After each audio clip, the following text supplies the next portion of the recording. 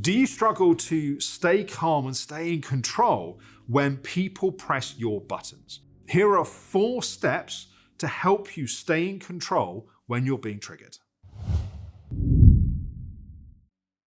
So the first step is you've got to recognize that you've been triggered.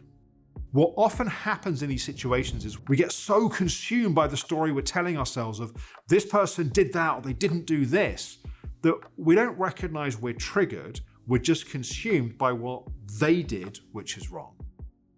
So the first step is just to see that.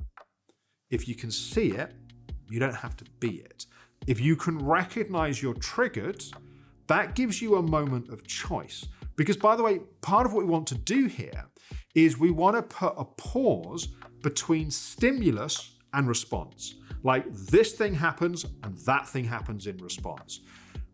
Otherwise, what's happening in our life is it's almost like we become a puppet of other people or the circumstance that people know. They press these buttons and they get this response. So if we can just see what's happening, that can allow us to open up the second step. The second step is we need to regulate our nervous system.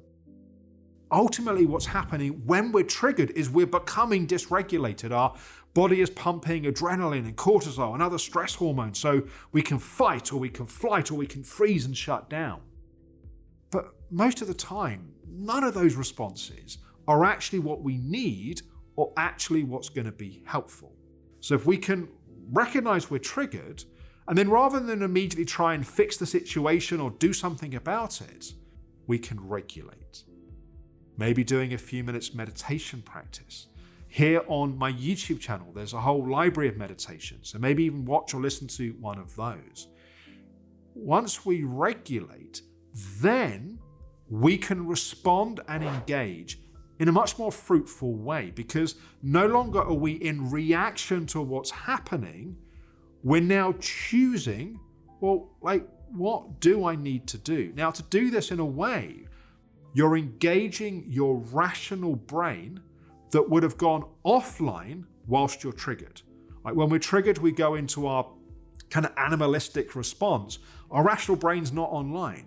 If you can regulate your system, now your rational brain comes online, you can figure out, well, what's actually going on here? Like, is it that this other person has acted in a way that's really not okay? Or is our reaction somewhat disproportionate to the situation because there's actually something that's unhealed inside of us? It's almost like there's a wound and we've gone swimming in a salt sea and the salt's got into the wound and it hurts now, right? So if we are triggered, then our response from that place is probably going to perpetuate this cycle of suffering for us, but also for the people around us. So if we can engage our rational brain, we can now choose, well, what do we need to do? Is there maybe a boundary we need to give? Do we need to take some time and space away for ourselves? Is there a problem that actually does need to be solved? Or actually is the problem that we're not letting something go? This then opens up to the fourth and final step, which is that if there is something that is being activated inside of us, that's about us. It's not about whatever else is happening. That may have triggered it, but there's something inside of us that needs healing.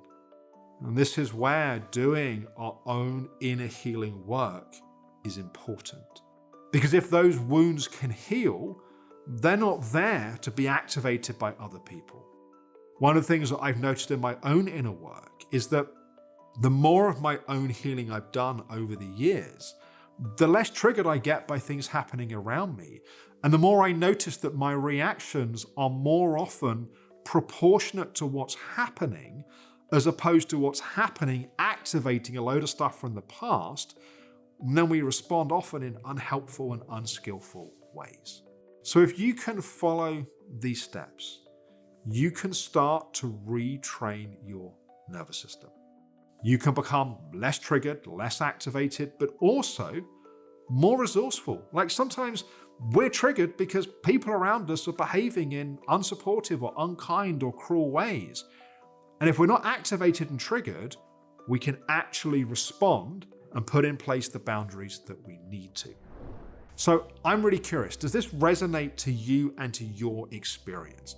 What have you noticed helps you break the cycle? Let me know in the comments below this video. I do read all the comments, and I look forward to talking with you in another video very soon.